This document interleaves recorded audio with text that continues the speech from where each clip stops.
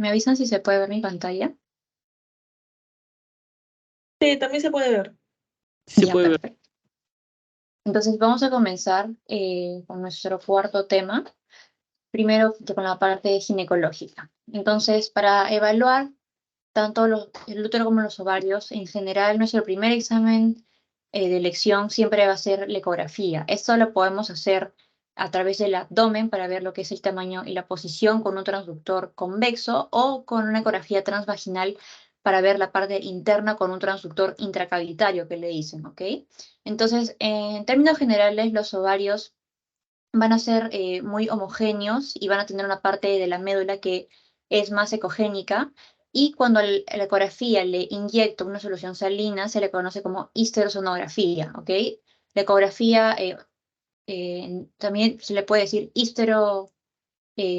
perdón, acá es histerosalpingografía cuando es con solución salina. Cuando es sin solución salina es histerosonografía normal. Entonces, cuando valoramos lo que es el útero, tenemos que ver su posición. Y acá vamos a tener dos términos importantes, la versión y la flexión. La versión va a ser este ángulo que se forma justamente con el eje cervical y el eje de la vagina. Entonces, si está para adelante, decimos que es una anteversión del útero, ¿ok? Si está hacia atrás, sería una retroversión. Y el otro término es la flexión, que es el ángulo que se está formando entre el eje del cuerpo del útero, que vendría a ser este, con el eje del cérvix. Entonces, si está hacia adelante, también sería una anteflexión, ¿ok? Y si está hacia atrás, como se ve acá, será una retroversión. Y bueno, un dato que tienen que saber es que generalmente el útero suele ser anteverso y anteflexo, ¿ok? O sea, el ángulo de la versión hacia adelante y la flexión también hacia adelante. El otro examen que tenemos para valorar el útero es la histerosalpingografía, en la que es un examen radiológico en la que yo le pongo mi contraste y miren cómo se va a ir pintando toda mi cavidad uterina y parte de las trompas de falopio, ¿ok? Idealmente esto tiene que hacerse entre los días 6 a 12 del ciclo menstrual y me sirve para hallar la causa, por ejemplo, en mujeres infértiles, de repente si hay alguna anomalía del útero o de repente no está adecuadamente permeable las trompas. En caso de abortos espontáneos o recurrentes también se puede pedir ese examen, o una hemorragia uterina anormal, o también a veces prequirúrgico o también para cuando se quiere hacer una inseminación artificial también se puede pedir.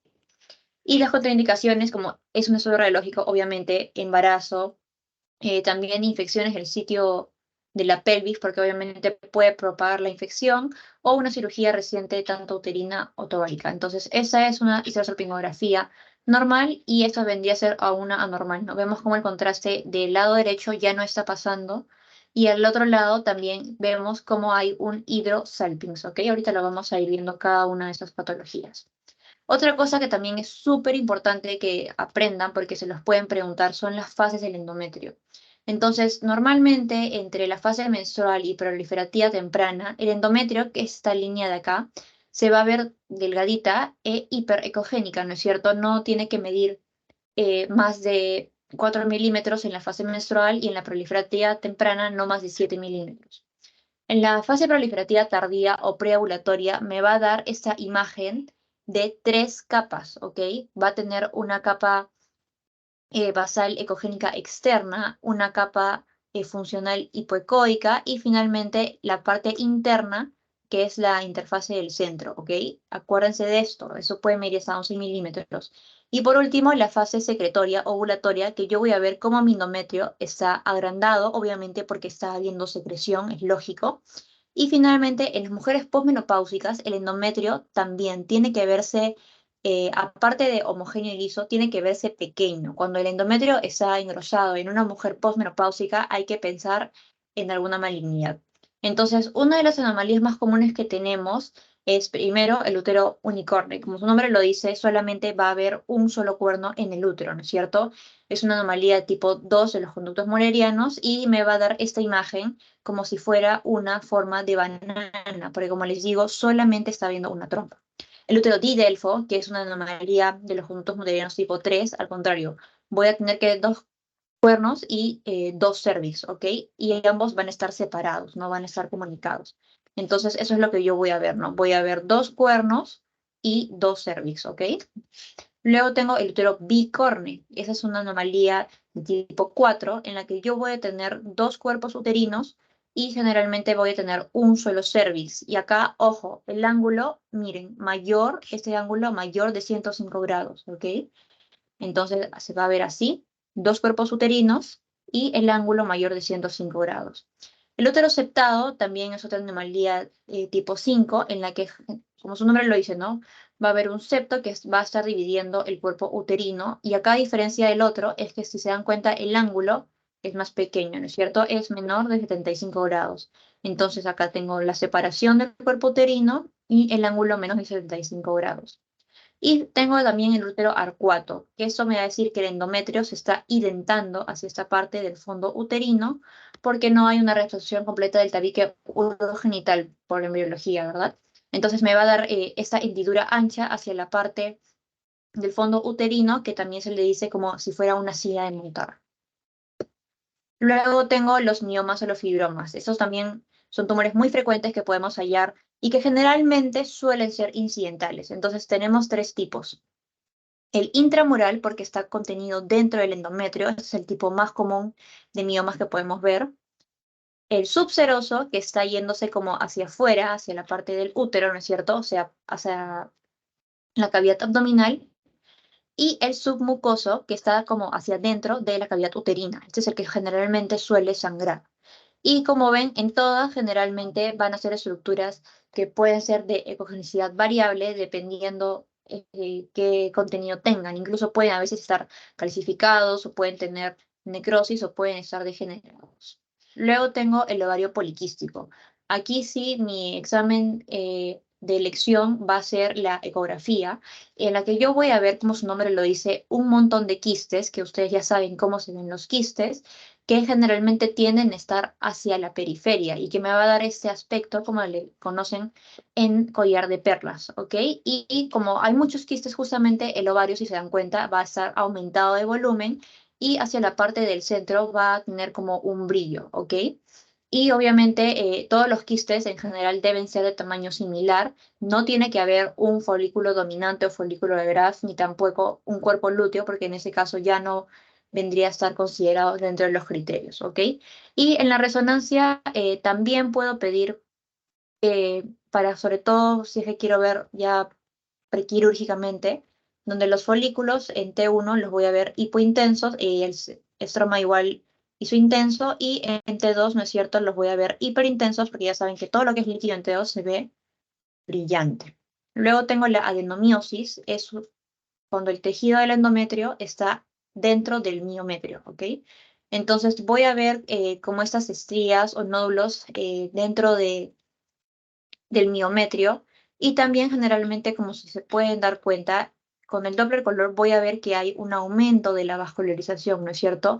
Voy a ver como si incluso hubieran vasos que están entrando hacia el miometrio y en algunos casos también puedo ver que el músculo está hiperplásico y generalmente cuando hay hipertrofia es hipoecoica. Y en la resonancia generalmente voy a ver que en T1 se van a ver como estos puntitos de hemorragia hiperintensas, ¿no es cierto? Y en el T2 generalmente también pueden verse hiper o hipointensas y con el contraste obviamente estas partes que están contenidas dentro del miometrio van a realzar, ¿ok? Luego tengo la hiperplasia endometrial. Este es un precursor del cáncer de endometrio, en la que generalmente estas glándulas pues están aumentadas y que, como les digo, generalmente cuando yo estoy con una mujer menopáusica tengo que poner bastante cuidado. ¿Ok? Entonces generalmente voy a ver que mi endometrio está aumentado en grosor, generalmente es de forma homogénea, como ustedes lo pueden ver acá, y que incluso pueden ver estos cambios quísticos que se ven, ¿no es cierto? Y en la resonancia igual puede verse hipo o isointenso en T2, ¿ok? Y que generalmente no suele tener tanta vascularización.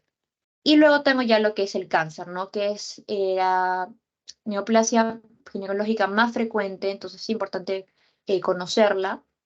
Entonces lo que yo voy a ver en mi eco es que el endometrio obviamente va a estar engrosado, pero a diferencia de la hiperplasia, este sí va a ser heterogéneo, incluso va a parecer como si fuera una masa, ¿no es cierto? Y en algunos casos ya cuando está más avanzado puedo haber líquido, puedo ver que esté invadiendo otras estructuras, ¿ok? Y en la resonancia me sirve para valorar lo que es la extensión. Entonces en T1 generalmente se ve hipointenso, como en este caso, isointenso. En T2 generalmente va a ser también hipo o isointenso de forma heterogénea, y como ven con el contraste generalmente la parte carcinomatosa va a captar menos que el endometrio normal. Y luego tengo el cáncer de cervix, esa también es la tercera neoplasia más común en ginecología. Entonces, voy a tener en la ecografía esta masa que generalmente es heterogénea, con disminución de la ecogenicidad, que generalmente puede estar con vascularidad aumentada y que incluso puedo ver, como eso sí suele ser incluso más agresivo en la instalación, puedo ver que ha ido a vagina, a otros órganos, incluso hacerme hidronefrosis, que ya lo hemos visto. Y en la resonancia igual, yo voy a ver que generalmente en T1 es isointenso, en T2 lo voy a ver hiperintenso y con el contraste también es hiperintenso de forma heterogénea.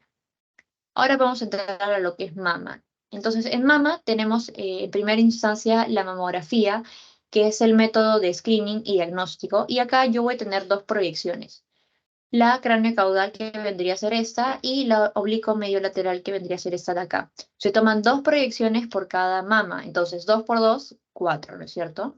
Entonces, si se dan cuenta, ese tejido glandular va a ser de forma homogénea, va a ir aumentando la densidad conforme vayan avanzando los años, y van a ver esas áreas radiotransparentes que va a ser la grasa, ¿ok? El ligamento de Cooper, que conecta hacia la axila, va a verse como una radiopacidad, ¿no es cierto? Y generalmente los conductos no tienen que verse, a no ser que ya nos estemos acercando hacia la zona del pezón, como se ve acá, ¿ok? Entonces, cuando pido mi mamografía, cuando hay algún antecedente familiar personal de alguna patología de mama, obviamente, en nulíparas o cuando han tenido un hijo después de los 30 años, también es un factor de riesgo para cáncer de mama, como ustedes ya saben, igual que la menstruación temprana y, dicho sea de paso, de la menopausia tardía, alguna alteración genética específica, y que ya saben, BRCA1, BRCA2, obviamente, y cualquier antecedente de importancia. Y la ecografía es el otro examen que también pedimos como complementación. ¿Cuál es la mejor, mamografía o ecografía? Ninguna es mejor, ambas se complementan, ¿ok? Solamente que en la ecografía, por la densidad de la mama, generalmente se suele pedir en personas jóvenes, ¿ok? Entonces yo voy a ver todo mi tejido glandular, que generalmente ustedes lo están viendo hiperecoico, y la grasa siempre hacia arriba, hipoecoica, ¿no es cierto? Y ya los conductillos los van a estar viendo como estructuras lineales hiperecogénicas, que en algunos casos pueden causarme sombra. Y generalmente, como les digo, eso es un examen que se pide también en personas jóvenes o que en embarazadas que tengan algún síntoma. Para evaluar los nódulos solamente se evalúan por ecografía, ¿ok? No se evalúan por mamografía. También para ver lesiones, diferenciar si son benignas o malignas, para hacer procedimientos ecoguiados y para evaluar los implantes si es que se han roto. Y también finalmente tenemos la resonancia. En la resonancia, la grasa en T1, como ustedes pueden ver, se va a ver iso o hiper, ¿no es cierto?, intensa, como en este caso, y el tejido glandular, que vendría a ser este y conectivo, va a ser hipointenso, ¿no es cierto? Y con el contraste generalmente no tiene por qué captar contraste. Entonces, cuando yo pido mi resonancia, mi estratificación prequirúrgica, para ver ciertas alteraciones específicas, cuando tengo sospecha de una neoplasia antes de entrar a cirugía, para ver si es que hay alguna recidiva, para monitorizar radioterapia, para ver tumores ocultos, etcétera, ¿ok? Entonces, cuando yo hallo una lesión por cualquiera de los métodos, tengo que ir describiendo mis características, porque eso me va a ir indicando si es que es maligno o maligno.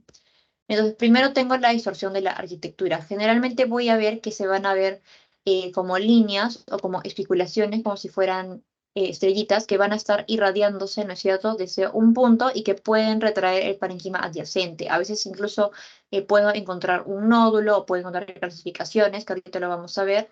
Y obviamente, si es que hay alguna distorsión, voy a ver que generalmente tiende a ser maligno. También tengo que ver la asimetría, ¿no? Si es que es hacia un solo lado, si es que es en toda la mama, o en desarrollo, que quiere decir que yo tengo mi mamografía precontrol y tengo después de un par de años y veo que ha cambiado, ¿no es cierto?, la arquitectura una respecto a la otra.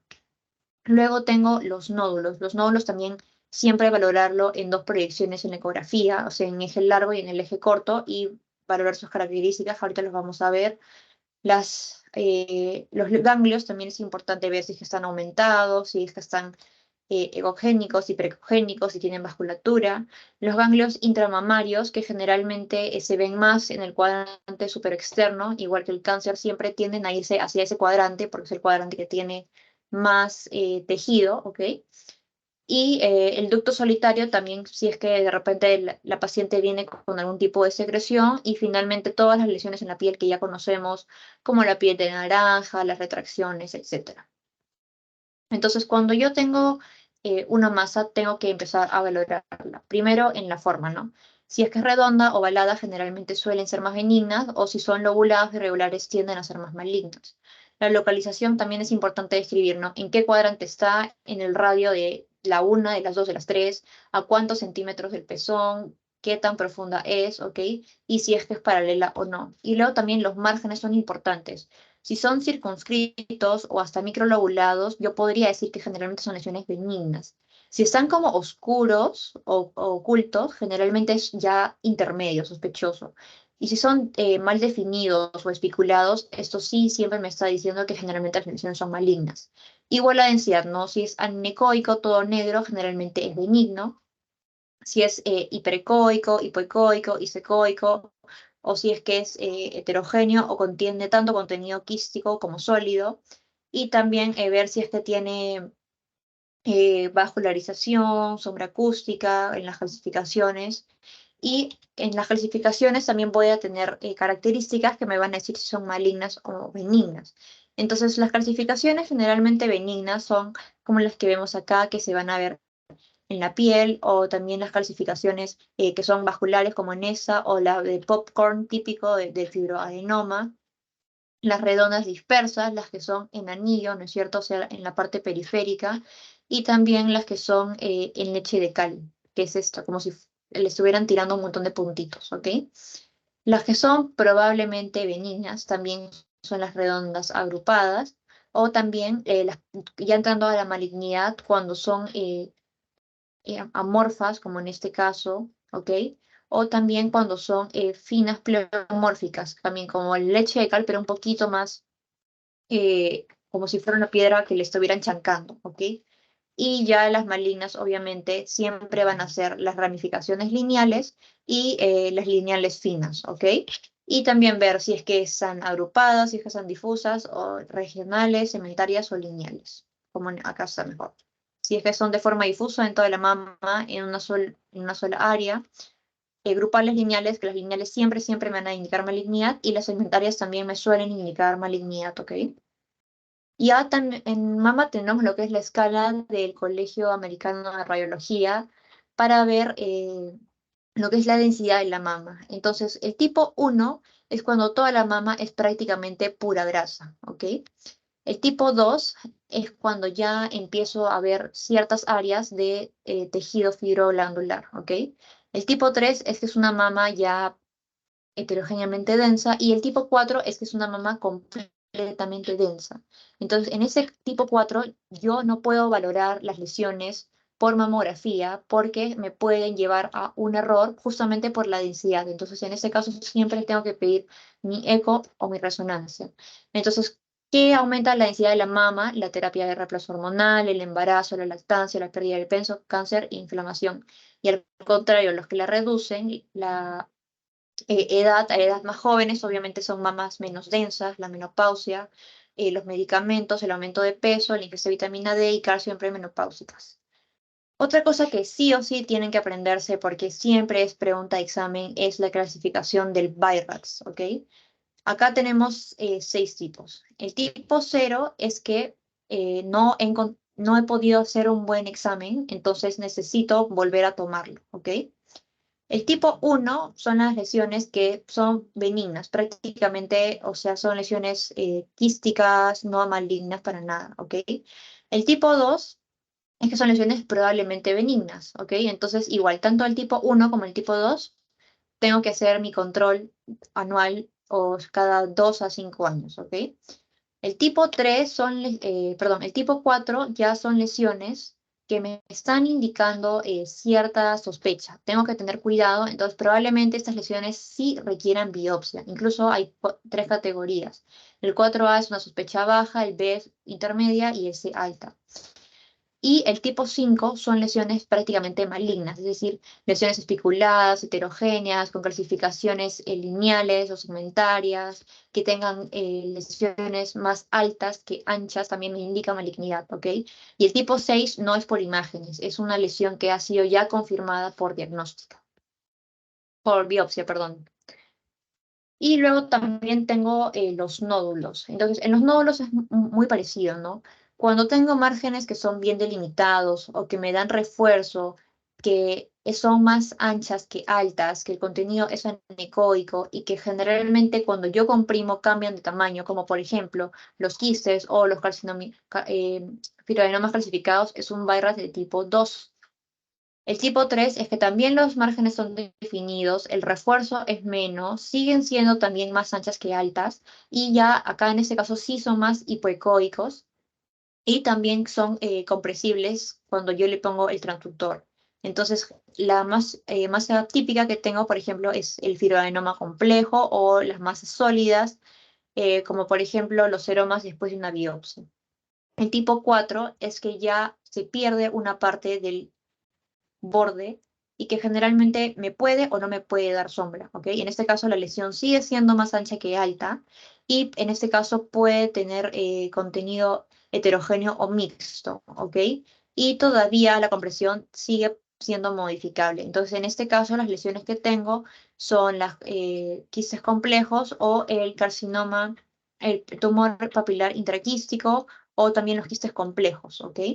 Y por último, el BIRAT5, que son lesiones que ya tienen los bordes mal definidos, tipo espiculados, que en este caso no me dan refuerzo, sino atenúan, o sea, se ven oscuro al revés, a diferencia del BIRAT tipo 2, que la sombra es blanca. En esos casos sí, son más altas que anchas, lo que les estaba diciendo, son lesiones obviamente heterogéneas y acá sí, definitivamente cuando yo lo comprimo con el transductor, no modifica. Entonces, cuando yo veo este tipo de lesiones, un virus tipo 5, ya tengo que pensar en una neoplasia. Y por último, los ganglios. Los ganglios me pueden indicar cierta benignidad o malignidad. Entonces, el tipo 1 es que mi ganglio generalmente tiene la relación entre la corteza y el hilio menos de 1.5 y todavía está de forma conservada. El tipo 2 es que ya la corteza está aumentada entre 1.5 o 2.5. El tipo 3 ya es una lesión intermedia, ¿ok? La corteza está aumentada entre 2.5 y 3.5 y el tipo 4 ya probablemente esa lesión sea benigna, van a ser ganglios más altos que anchos y generalmente la corteza va a estar engrosada, ¿ok? Y finalmente el tipo 5 es que ya el ganglio está con una alteración de la arquitectura alterada y voy a ver que en vez del ganglio voy a ver como si fuera un hilio. Y también el Doppler siempre va a ir aumentándose cuando sean lesiones más malignas, ¿ok? Los quistes, entonces, ya saben cómo se ven, ¿no? Son lesiones benignas, obviamente, que se van a ver redondeadas, bien definidas. El contenido, como ustedes pueden ver, siempre es anecoico, ¿no es cierto? De paredes no engrosadas y que me dan, como es contenido líquido, el realce posterior, ¿ok? En algunos casos pueden tener ciertas calcificaciones periféricas y si es complicado puedo tener estas ecos internos como aparte del quiste, pero hipoecoicos, ¿no es cierto? O también puede ser complejo, que es decir, yo tengo un quiste anecoico con las mismas características que les acabo de decir y aparte yo voy a tener como un tabique o como si fuera una masa dentro de mi quiste. El galactocele es una lesión benigna que generalmente se da en mujeres que están dando de lactar o cuando terminan de lactar. Entonces, en la mamografía puede ser como un pseudolipoma, como un quiste de nivel grasa líquido o un pseudomartoma. Y en la ecografía voy a ver galactoceles, la dilatación, ¿no es cierto?, de los conductos, que puede ser de tipo quístico, si solamente es como si fuera un quiste, si es mixto porque tiene contenido líquido y sólido, Y finalmente las sólidas, que son las menos comunes, y en todos los tipos generalmente no tienen vascularización. El lipoma es otra lesión benigna, se le considera un virus tipo 2. Entonces yo voy a tener en mi mamografía una lesión radiolúcida, ¿no es cierto?, que no va a tener calcificaciones. A veces puede tener necrosis, ¿ok? Y que generalmente se va a ver con esta cápsula, ¿no es cierto?, delgadita y que generalmente es de densidad líquida, ¿ok? Pero son bien definidas. Y en la ecografía voy a ver que es una lesión redonda, generalmente de la misma densidad del tejido graso que ya hemos visto. Y en algunos casos por dentro también puedo tener tabiques superficiales a la piel. El amartoma o fibroadenolipoma también es otra lesión benigna que generalmente no me causa ningún síntoma. Se ve en mujeres de edad avanzada, que lo voy a ver en la mamografía como esa lesión redondeada, ¿no es cierto?, bien delimitada, que va a estar eh, rodeada por esta cápsula como si fuera una mama dentro de la otra mama, ¿no es cierto? Y pues, obviamente, como es si fuera una mama, va a tener tanto contenido graso como contenido blando. Y en la ecografía a veces es un poquito difícil de ver porque puede simular al tejido circundante, ¿ok? Entonces hay que tener un poquito de cuidado. O también puedo verlo como una masa sólida que es más delimitada, pero que generalmente no tiene calcificaciones. Y como son lesiones benignas, ya saben que sí pueden comprimirse.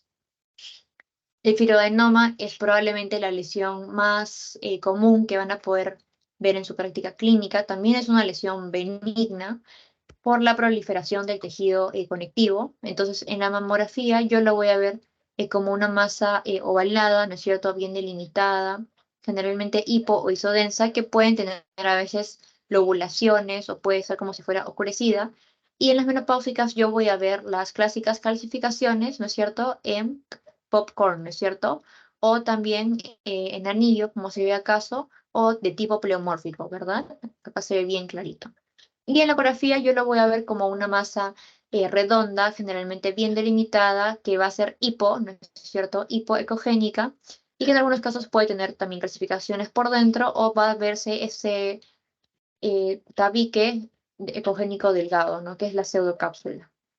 La necrosis grasa o quiste oleoso también es otra lesión benigna, como su nombre lo dice, es grasa, ¿no es cierto? Entonces voy a ver grasa dentro de mi tejido fibroso, que generalmente, como ustedes lo pueden ver, son radiolúcidos, pueden tener calcificaciones, sobre todo periféricamente, que es como si fuera en anillo o en cáscara de huevo, ¿ok? Y que a veces, más raramente, pueden hacer niveles de grasa líquido. Y en la ecografía lo voy a ver como una lesión hipoecoica, ¿no es cierto?, de paredes delgadas, no me va a causar sombra acústica posterior, a no ser que haya una calcificación, tipo lo que veíamos con los cálculos en la vesícula, ¿no es cierto? Y ya si es más compleja, puede ser más grueso, pueden tener nódulos, ecos internos y a veces una masa por dentro. La adenosis o hiperplasia lobular también es un proceso benigno, donde hay una proliferación de los lobulillos que van a estar aumentados y se va a ver más tejido dentro de la mamografía, como si fuera esta masa poco regular, ¿no es cierto?, que me va a estar distorsionando toda la arquitectura de la mama y también puede tener calcificaciones. Y en la ecografía yo lo voy a ver como esta lesión mal definida, hipoecoica, que también puede calcificar. La mastitis, que es la inflamación de la mama, puede ser de forma aguda, puede ser puerperal, también por células plasmáticas, tipo en infecciones bacterianas o en nuestro medio, ya saben, siempre, nunca dejar de lado la tuberculosis, ¿ok?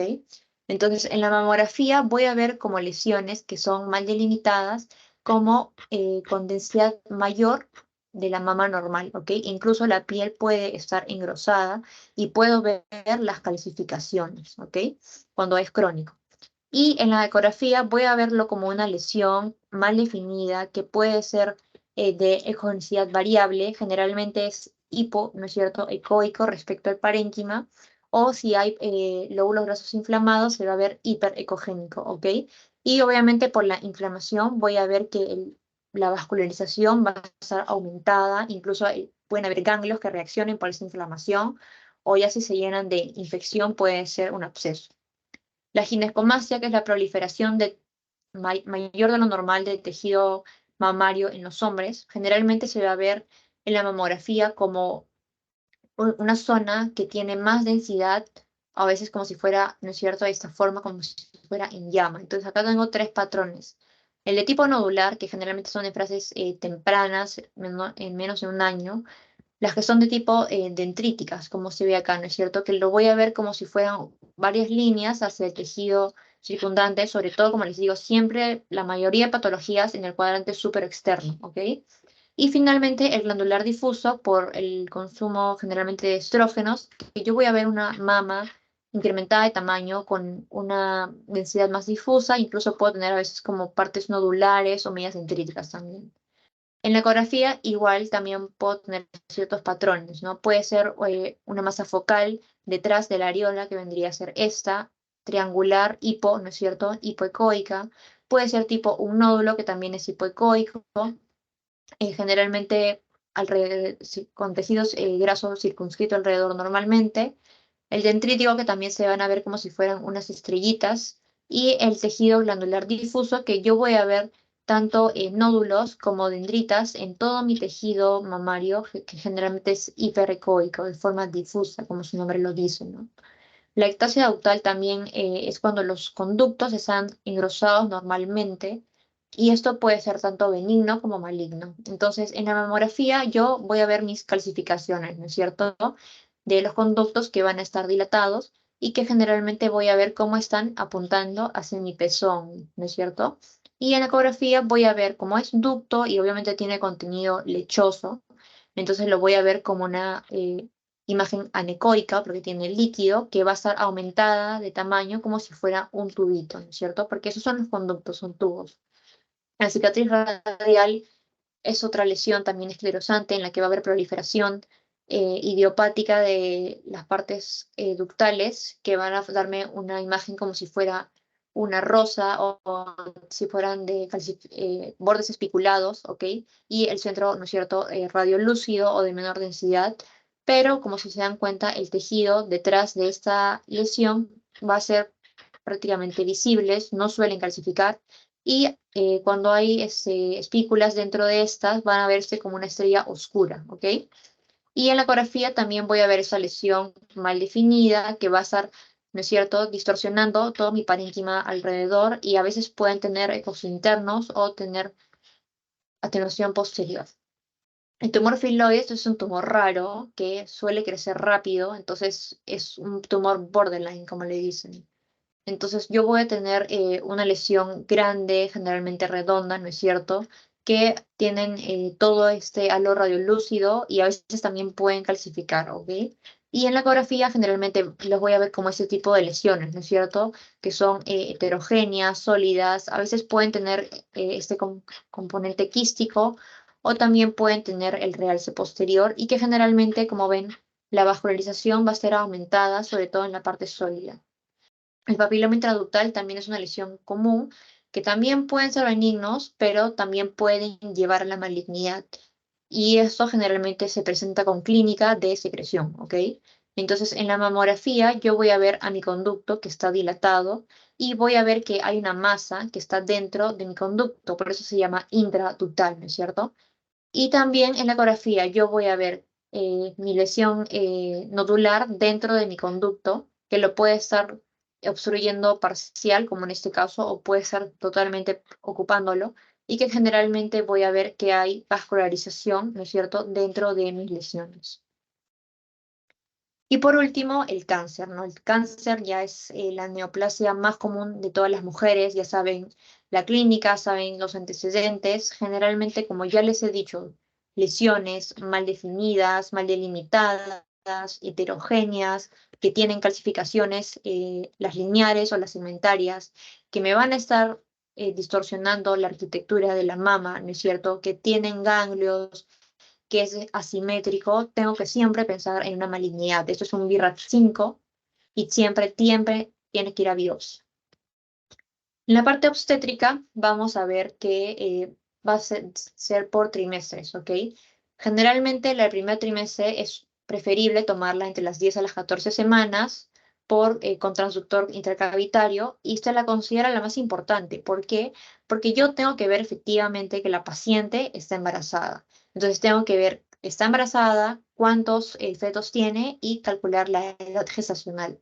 Entonces, las estructuras que yo voy a tener acá, en primer lugar, es el saco gestacional, ¿no es cierto? Que son esa estructura que es como es el saco, tiene el líquido, ¿no es cierto? O sea, anecoico, que se ve desde las 4 semanas y media. Luego va a aparecer la vesícula vitelina, que es esta bolita de acá, estas bolitas que se ven desde las 5 semanas y van a aparecer de 4 a 7 días antes que el embrión y van a crecer 1 milímetro por semana hasta 6 milímetros en la 9ª semana. Y después de esos dos, recién va a aparecer mi embrioncito, ¿ok? Este se va a ver después de la 5.ª semana y que generalmente va a estar, uy, perdón, se van a ver desde el polo embrionario. Otra cosa que también tengo que calcular en el primer trimestre es la fecha de parto. ¿Y cómo la calculo? Con la longitud cráneo-nalgas, ¿no es cierto? O corona-nalgas, ¿ok? Si es que no veo la parte del polo fetal, entonces tengo que utilizar el diámetro medio del saco, ¿ok? Pero esa longitud es la mejor para calcular mi fecha probable de parto. Se hace en un corte longitudinal. Como ustedes ven acá, el embrión está totalmente extendido y tengo que ver desde la cabeza hasta las nalgas, ¿ok? Y que más o menos hasta las 8 semanas es de unos 14 milímetros. Otra cosa que también es súper importante es valorar toda la morfología de mi fetito, ¿no? Descartar que haya malformaciones, riesgo de preeclampsia y de retraso de crecimiento uterino, ya que generalmente las anomalías como el síndrome de Down se tienen que detectar en la ecografía del primer trimestre. Ya si se detectan después, es menos probable que lo vean y tienen peor pronóstico, ¿ok?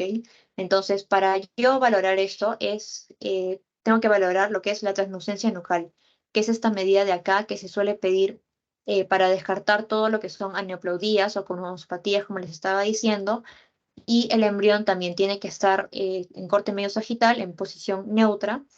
Y otra cosa que también me puede indicar síndrome de Down, aparte de la translucencia nucal aumentada, es la hipoplasia o ausencia de mi hueso nasal. Entonces, cuando hay algo mal en el primer trimestre, primero ver si es que el feto no está en una gestación embrionaria, ¿no? Mi vesícula vitelina también, si es que está muy chiquita, si es que está muy grande, si es que está calcificada, ¿no es cierto? O si es que no hay vesícula vitelina también tengo que pensar en algo malo. Si es que hay sangrado, hemorragia, como en este caso, valorar la frecuencia cardíaca del feto es menos de 100 latidos por minuto en las 6 semanas, hasta 145 en las 8 y hasta 145 a mayor de las 9 semanas, ¿ok? Y los latidos pueden escuchar desde las 9 semanas. Y finalmente, otra cosa que también puedo ver en el primer trimestre, que lo vamos a ver en otra clase, es la gastrosquisis y el onfalocele. ¿Ok? Y la gastrosquisis es cuando los intestinos, a veces el estómago y el hígado, salen por un defecto dentro del ombligo sin peritoneo, ¿ok? Y el onfalocele es que también sale intestino, también puede salir estómago, también puede salir hígado, pero en este caso es en la línea media de la inserción del cordón umbilical y sí van a estar cubiertos por amnios o por peritoneo. Luego tengo la ecografía del segundo trimestre, que idealmente se toma entre las 20 a 24 semanas, que se le considera el examen anatómico, porque acá también tengo que descartar anomalías o malformaciones. Y acá voy a tener varias medidas. En primer lugar, tengo la cráneo caudal y el diámetro biparietal, o sea, de hueso parietal a hueso parietal. Ambas se toman en un plano axial transverso al tálamo y al septum pellucidum, que vendría a ser este, y el transductor siempre debe estar perpendicular al eje de la cabeza, ¿ok? O sea, yo tengo que ver tanto mis dos hemisferios como toda la bóveda craneal simétrica, ¿ok? No se tiene que ver el cerebelo. Y el diámetro biparietal es el diámetro más importante en el segundo trimestre, por si acaso. Luego tengo la circunferencia abdominal, que se toma en este corte en la que se va a ver parte de lo que es el abdomen, la vena umbilical y parte del seno portal, ¿ok? Y los riñones y el cordón no deben verse visibles. Y finalmente tengo la longitud del fémur, que lo voy a ver con mi transductor en el eje largo del hueso o perpendicular, y siempre tengo que medirlo de extremo a extremo, ¿ok? Se tiene que ver romo y no se tiene que medir si es que ese hueso de repente está arqueado o está desmineralizado o si es que es muy cortito. Entonces acá igual tengo que valorar toda mi morfología, tanto cráneo, cara, cabeza, cerebro, corazón, tórax, abdomen, la parte musculoesquelética. Y generalmente los defectos que son más comunes allá son los genitourinarios y del tubo neural, y las cardiopatías también son muy comunes hallarlos en este trimestre.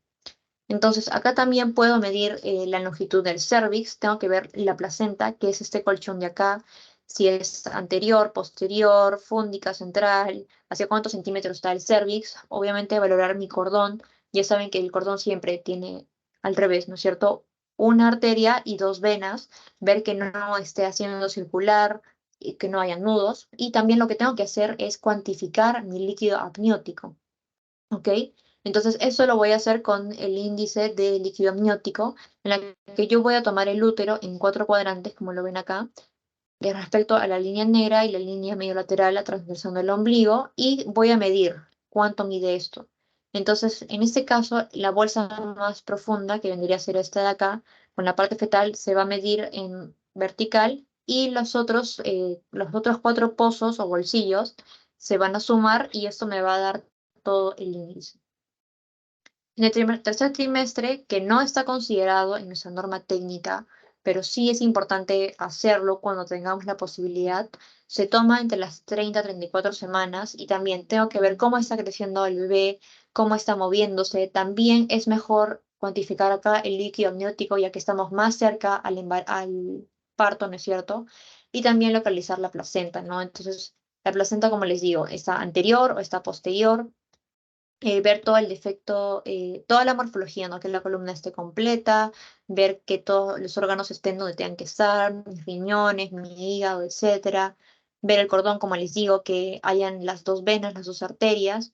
Obviamente ya el sexo se puede decir a partir de los 3 meses, ¿no es cierto?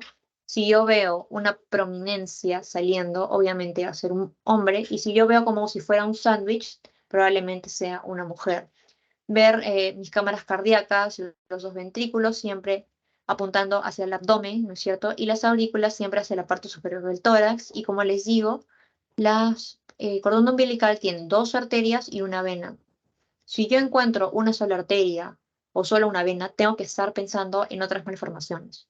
Incluso hay una cuarta ecografía, que se la conoce como la a término, que se las da entre las 37 y 40 semanas, para valorar todo lo que es el bienestar y crecimiento fetal, ¿ok? Eso ya incluso es menos pedido, pero siempre por lo menos pedir 3, aunque en la norma técnica no esté.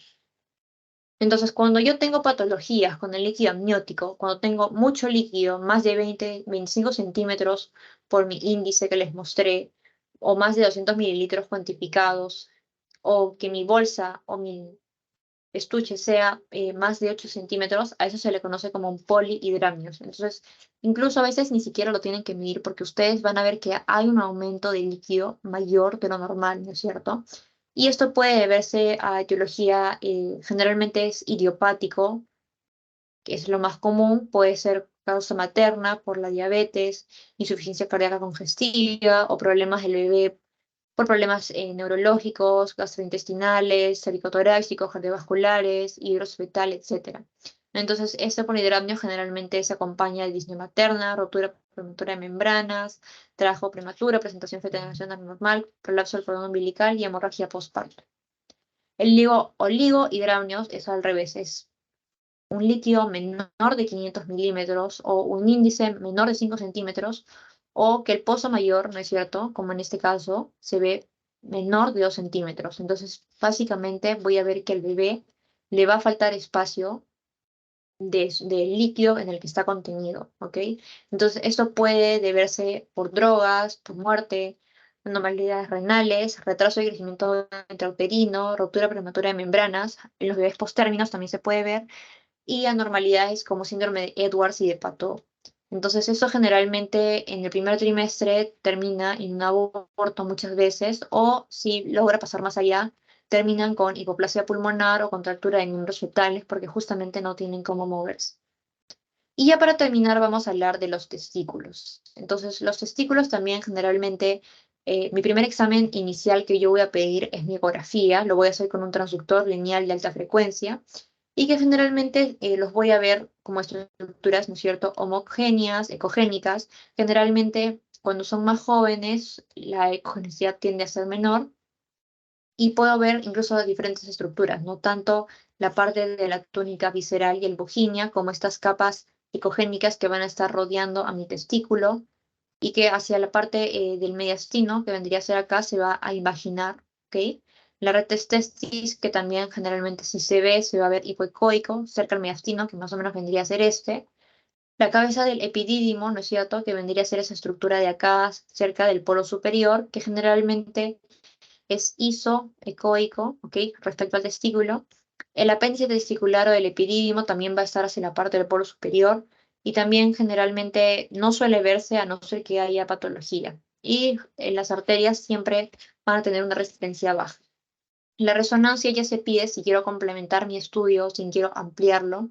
Generalmente, como ustedes lo pueden ver, tanto los testículos como el epidídimo son iso, ¿no es cierto?, intensos de forma homogénea, y la túnica albuginea, ¿no es cierto?, se ve hipointensa. Y entre dos, obviamente, se van a ver hiperintensos los testículos, el epidídimo puede ser un poco menos y la túnica albuginea también hipointensa. Entonces, como les digo, esto se pide si quiero complementar mi ecografía o no he llegado a una conclusión exacta. Y también para ver, por ejemplo, lo que es la criptorquidia o lesiones abdominales o pélvicas. Entonces, la criptorquidia, como les estaba diciendo, es cuando el testículo no está en su saco escrotal, porque no ha bajado, porque no está ahí o porque está ausente simplemente. Entonces, en la ecografía, si es que no está en su sitio, yo lo voy a ver igual como una estructura ovoide hipocogénica homogénea, pero siempre de más chiquita, ¿ok? Y que incluso si está dentro del escroto o en el canal inguinal también se puede ver. Si está más allá, en otro lugar, tengo que pedir obviamente mi resonancia porque ya solamente lo voy a poder ver con este examen para ver, ¿no? Si es que el escroto está en el canal inguinal, que es la localización más común dentro del canal inguinal, tanto externo como el externo, si es que está dentro del abdomen, ¿ok? O en el retroperitoneo o en otro lado. Los quistes igual lo mismo, ¿no? O sea, son lesiones benignas, redondas, paredes delgadas, bien delimitados, con contenido anecoico y que generalmente, si ven, no tienen flujo interno. Y en la resonancia igual, ¿no? Se van a ver como estas lesiones que ya saben que siempre en T2, ¿no es cierto? Se van a ver hiperintensas, ¿ok? Y que tampoco tienen que captar contraste porque son lesiones benignas. El hidrocele es líquido, ¿no es cierto?, dentro de las túnicas vaginales. Entonces, como si se dan cuenta, tampoco suelen ser, no tienen vascularización ni interna ni externa. A veces sí pueden tener tabicaciones o calcificaciones de colesterol. Se van a magnificar con Valsalva. Y que lo que yo básicamente voy a ver es líquido, ¿ok? Y ustedes ya saben que el líquido siempre se va a ver negro, ¿ok? En la resonancia, obviamente, esto se va a ver hiperintenso en T2, ¿ok? El varicocele es que el plexo venoso pampitiforme de mi cordón espermático está dilatado, ¿ok? Esto generalmente incluso hasta se puede palpar, ¿no es cierto? Como si fueran unas serpientes que generalmente me van a dar esa característica que van a verse las venas dilatadas o como estos recorridos, como les digo, serpiginosos, que obviamente como son las venas, con el doble color va a estar aumentado. Y acá incluso hay una clasificación. Si es que no se ven, pero se pueden palpar con la Valsalva, grado 1. Grado 2, si es que se ven y se palpan con Valsalva. Y grado 3 es que ni siquiera tienes que hacer Valsalva para palparlo ni verlo, o sea, son demasiado notorios. La torsión testicular es una lesión en la que no va a haber flujo sanguíneo, que puede deberse por un defecto del anillo vaginal externo, sobre todo en los niños, o intravaginal, sobre todo en los adultos. Entonces, cuando el cordón espermático se tuerce, me va a dar este signo característico del remolino, como si fuera esta lesión con estas láminas de capas concéntricas, ¿no es cierto?, hacia la parte cefálica del testículo. Como les digo, el flujo generalmente puede estar elevado en ida y vuelta, o ya cuando son ya casos que ya ha pasado muchas horas, ya simplemente no voy a ver flujo, ¿ok? Lo más probable es que ya este testículo ya esté necrosado. Obviamente va a haber un aumento del volumen, ¿no es cierto? Y que incluso la piel puede estar engrosada y retraída.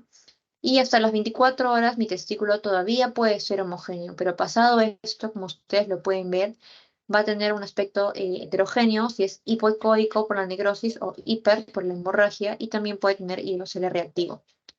La orquitis, que es la inflamación del testículo, que generalmente no suele verse solo, sino también va a acompañarse de inflamación del epidídimo, en la que yo voy a ver que mi testículo va a estar más hipoecogénico, de forma central o difusa. Voy a ver que, obviamente, como es la inflamación, siempre voy a ver aumento de los vasos, el testículo va a estar aumentado de volumen, incluso las paredes escrotales van a estar engrosadas y a veces también puedo acompañarse de un hidrocele complejo o septado, como se ve acá.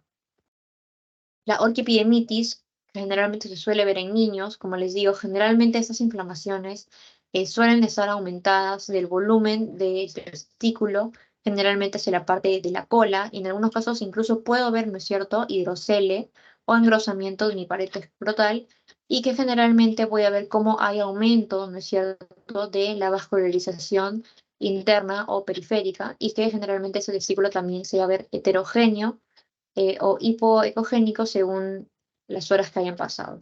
El absceso también suele deberse a una orquiepidinitis, en la que yo voy a ver pues una colección, ¿no es cierto?, generalmente heterogénea, porque puede tener tanto contenido sólido como quístico, que generalmente son lesiones que no tienen vascularización interna, a veces hacia la parte periférica, ¿no es cierto?, se puede ver un poquito, y que generalmente también pueden incluso a veces acompañarse de hidrocele. Las paredes, ¿no es cierto?, van a estar obviamente engrosadas y a veces también incluso puedo ver un poco de líquido.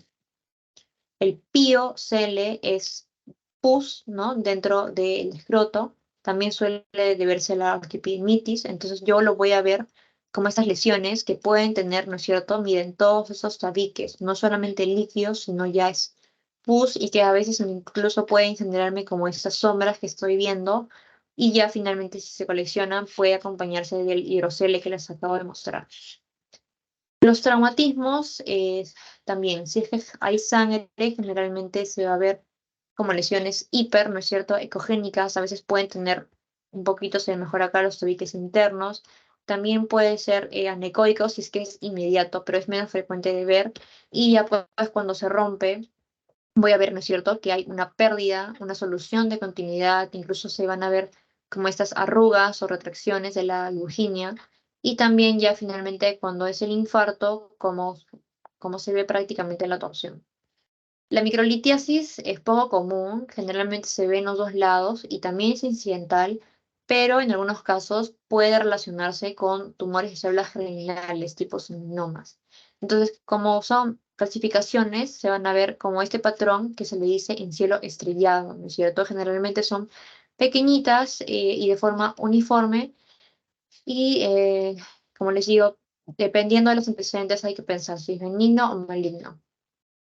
El seminoma también es un tumor bastante común. Lo voy a ver como esta masa generalmente hipoecoica, redondeada, ¿no es cierto?, bien delimitada, que generalmente va a estar dentro de la túnica albuginia. Como ustedes pueden ver también, generalmente sí hay vascularización interna, ¿ok?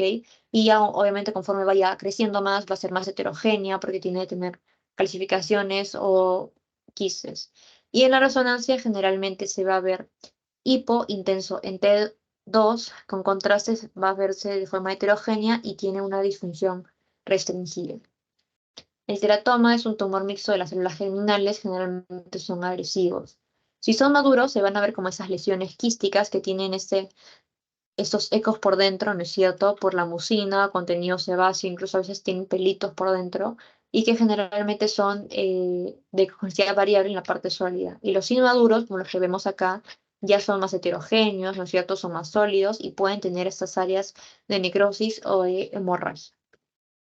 Y el linfoma es una neoplasia obviamente maligna, es menos común, en la que yo voy a ver que en general va a estar aumentado el testículo por la masa que va a contener y que generalmente se va a ver como una lesión hipo, ¿no es cierto?, ecoica.